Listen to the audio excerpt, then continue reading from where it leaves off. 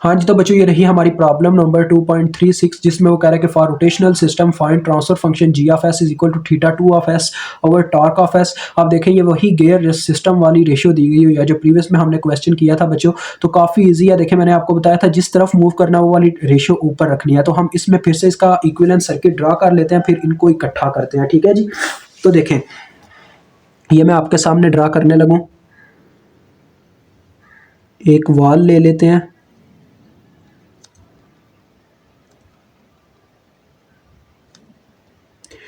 तो बच्चों ये मेरा जो वॉल ड्रा करने का तरीका है ना, ये बस कह लें इतना काम का नहीं है, मेरी ड्राइंग इतनी अच्छी नहीं है, तो इसके लिए माजरत। ठीक है, क्योंकि मैं यार ड्राइंग में इतना अच्छा को नहीं हूँ।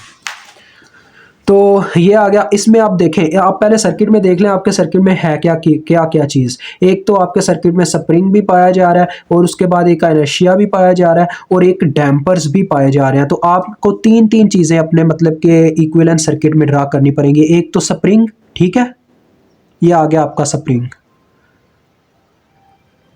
और जब ऐसा हो ना बच्चों के स्प्रिंग, डैम्पर और इनर्शिया तीनों चीज़ें आ जाए, तो आप कोशिश करें कि डैम्पर को इस तरह से सेंटर में ऐसे मेंशन करवा दें। ये देखें मैं आपके सामने मेंशन कर रहा हूँ, ऐसे लगा के ना नीचे उसके वाल अटैच करवा दें, स्प्रिंग और बॉडी के सेंटर में अटैच करवा दें ऐसे। फिर वो ना कि आपका गलत नहीं किया जा सकता, आप बिल्कुल अकॉर्डिंग टू लॉ चल रहे हैं। नहीं तो ऐसा आपको फ्री बॉडी एक और यहाँ पे थीटा क्रिएट करना पड़ेगा, और वो आप करना ही नहीं चाहते। तो इसकी वजह से मैं कह रहा हूँ कि आपने ना वो चीज़, उस चीज़ से बचना है। ये आपका डी इक्विवेलेंस कहलाएगा। और यहाँ पे आगे आप एक बॉडी ड्रा करोगे, तो बॉडी भी ड्रा किए देते हैं जी।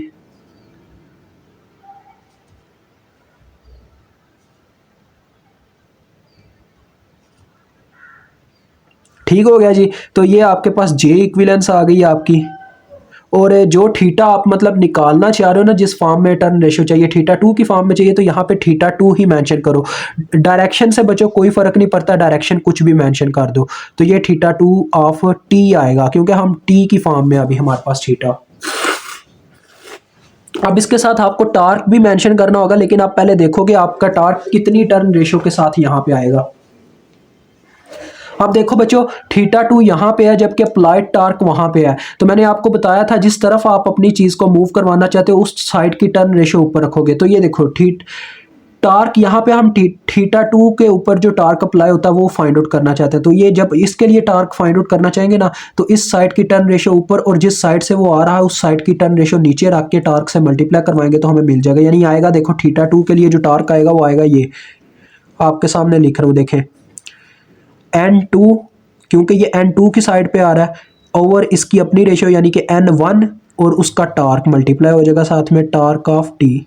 ये इसका फार्मूला होगा जो आता है वो आप चले लिख लीजिएगा, बाद में लिख लेंगे। ठीक है, अब जे इक्विवेलेंस वगैरह को एक्सप्लेन करते हैं, हमारे पास क्या क्या चीज़ें हैं। ये जे इक्विवेलेंस पहले लिखते हैं। देखो बच्चों, पहले आपने ना हमेशा वो लिख लेना करना है जो आप मालूम करना चाहते हो, यानी कि थीटा टू वाला मालूम करना चाहते हो तो पहले उसका जे लिख लो। थीटा टू के केस में कौन कौन सा जे एग्जिस्ट करता है, एक जे टू ही है बस। तो इसका मतलब इसका जे टू आपको पता है एज इट एज आएगा, इसको कोई फर्क नहीं पड़ना, मतलब नहीं इसने अपनी फॉर्म में ही आना है, जो कि जे टू एज इट एज आ जाएगा। ठीक है, ये आ गया जे टू अपनी फॉर्म में एज इट एज। ओके, उसके बाद देखें प्लस। अब बात आती है थीटा टू की तरफ कौन कौन सा जे मूव करेगा। देखें टोटल तीन ही जे हैं बच्चों, एक ये वाला जे है, एक ये है, और एक ये है। तो इन तीनों जे ने क्या करना है, इकट्ठा होना है थीटा टू के मुकाम पर। एक तो ऑलरेडी पहुंच चुका हुआ है, अब दूसरे दो पहुंचने लगे हैं। इस जे थ्री ने नीचे से ऊपर की तरफ आना है, तो ये जिस तरफ मूव करते हैं उस तरफ की टर्न रेशियो ऊपर रखते हैं। अब मैं पहले J1 को मूव करवाना चाहता हूँ, तो J1 नीचे मूव करेगा, तो देखो इसको क्या करना पड़ेगा, N2 की रेशियो ऊपर रखनी होगी, N2 ओवर N1 आ जाएगा। ठीक है बच्चों, और इनके केसेस में स्केयर आते हैं। टार्क के क्या नाम है, टार्क के केस में सिर्फ स्केयर नहीं आता टर्न रेशियो का, इन सब के केसेस में बाकी स्केयर आते हैं। ठीक है, और साथ में आ जाएगा अपने पास J1। ठीक है बच्चों, ये इसका फार्मूला होगा। अब देखो नीचे से J3 ऊपर आना चाहता है, तो क्या करेगा, J3 N3 को ऊपर रखेगा, क्योंकि वो नीचे से जिस तरफ मूव कर रहा है उसकी टर्न रेशियो ऊपर रखेगा। N3 ऊपर और अपनी टर्न रेशियो नीचे रख देगा जो कि N4 है, और इसका भी ऐसे ही स्केयर आ जाएगा और साथ में आ जाएगा J3। ठीक है बच्चों। अब उसके बाद हम डी इक्विलेंस लिखते हैं। डी इक्विलेंस मीन्स के सारे डैम्पर एक जगह पे एक मुकाम पे इकट्ठे होंगे। देखो सबसे पहले थीटा टू वाला जो डैम्पर है बच्चों वो D2 है, यानी कि जो इस मुकाम पे ऑलरेडी मौजूद है, तो पहले उसे लिख दो D2। अब बाकी सारे डैम्पर देखो, एक D1 है बच्चों जो कि J1 के पास ही है, मतलब कि ये D1 जो है ये थीटा टू की तरफ मूव करना चाहता है, तो ये उसकी ऊपर रखेगा रेशो, यानी कि N2/N1 आ जाएगा और होल का स्क्वायर D1।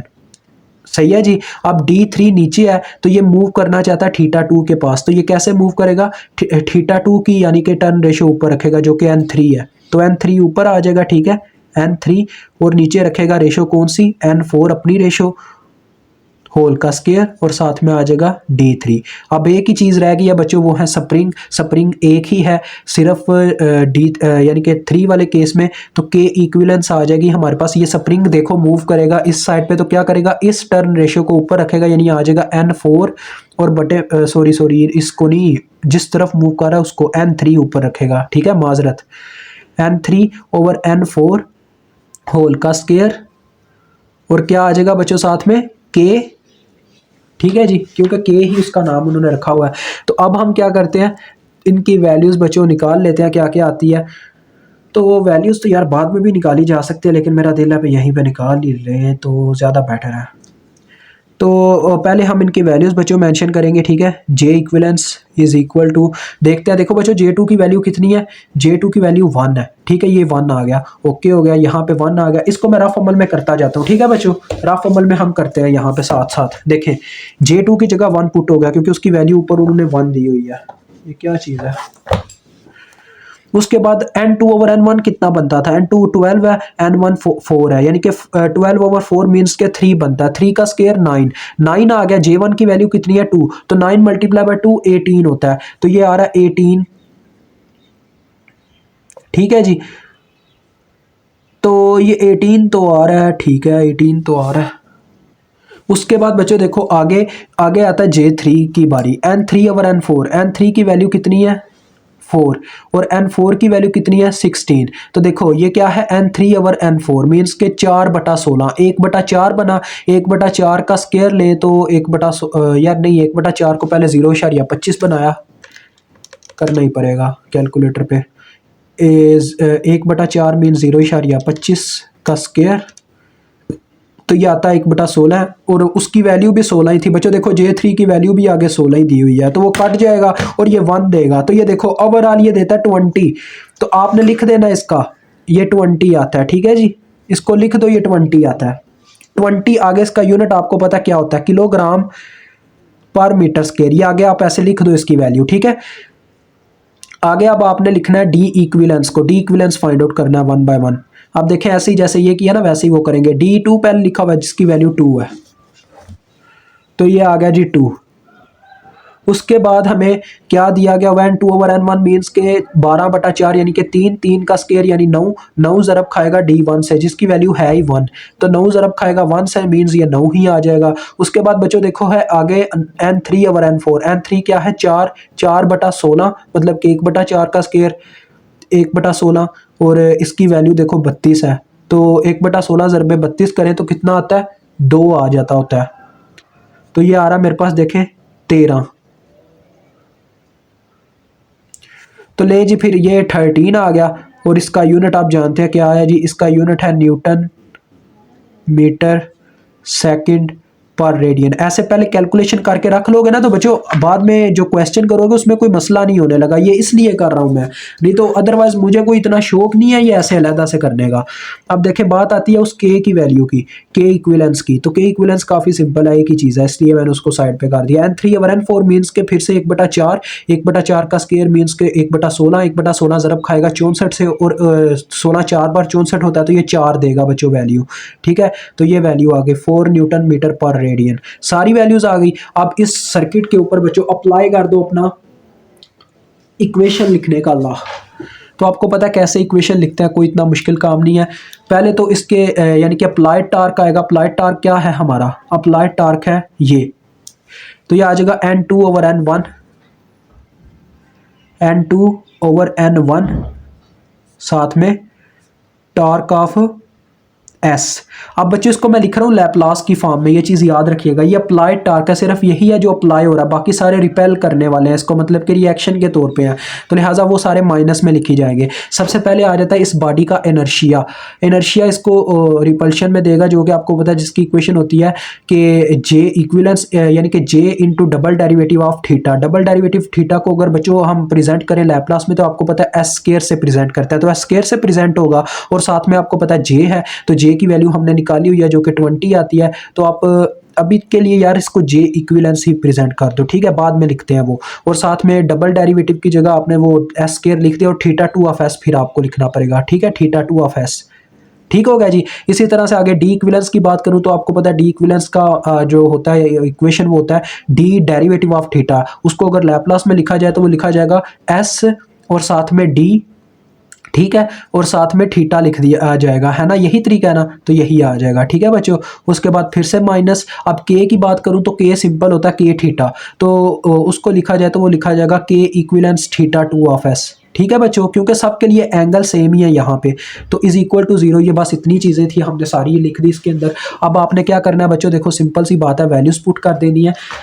तो सबसे पहली बात, ये टी ऑफ एस जो है ना बच्चों, ये हमारे पास यहीं पे रहेगा, और ये सारे उठ के दूसरी जानिब गए, तो इनको दूसरी जानिब लिखने की बजाय मैं इसी साइड पे लिखूंगा।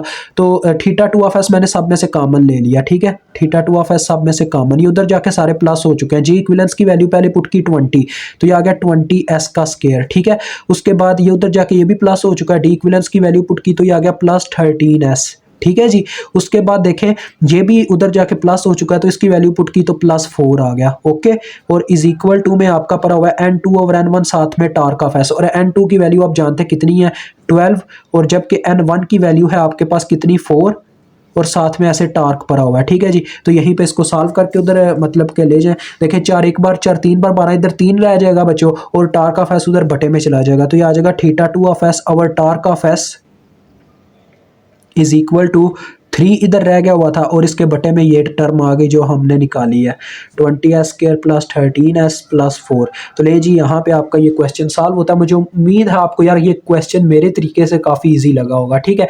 एक ही मेथड है, जिधर जाना है उधर की, यार ये ऐसे ही है, जिस बादशाह के दरबार में जाओगे उसको सलाम करोगे, ठीक है। लेकिन हमारा जो खुदा है वो हमारा रब है, अल्लाह ताला, बेशक वो बड़ा बेनियाज बड़ा मेहरबान रहम करने वाला है।